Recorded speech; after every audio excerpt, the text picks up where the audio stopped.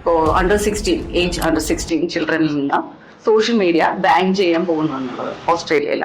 അതിനെപ്പറ്റി സാറിന്റെ അഭിപ്രായം എന്താ? ഇന്നത്തെ കാലഘട്ടത്തില് ചിൽഡ്രനിൽ ശരിക്കും പറഞ്ഞാൽ അതിന് ഒരു നെഗറ്റീവ് ഇൻഫ്ലുവൻസ് ഉണ്ടെന്നുള്ള കാര്യത്തിൽ സത്യമാണ്. മറുവശം നോക്കുകയാണെങ്കിൽ അതിന്റെ ഒരു പോസിറ്റീവ് ഇൻഫ്ലുവൻസ് ഉണ്ട്, നല്ല വശമുണ്ട്. ആദ്യം നമുക്ക് അതിന്റെ പ്രോസ് പറയാം. ബാൻ ചെയ്താൽ അതിന്റെ പ്രോസ് എന്താണെന്ന് വെച്ചാൽ പിള്ളേർക്ക് കുറെ ഫ്രീ ടൈം കിട്ടും. പിന്നെ അവരെ സൈബർ ബുള്ളി അല്ലെങ്കിൽ ഓൺലൈൻ ഹറാസ്മെന്റ് അങ്ങനെ ഉള്ള കുറെ ക്രൈംസിൽ നിന്ന് അവർക്ക് ഒരു മുക്തി ഉണ്ടാവും. കാരണം that is a major issue in today's world.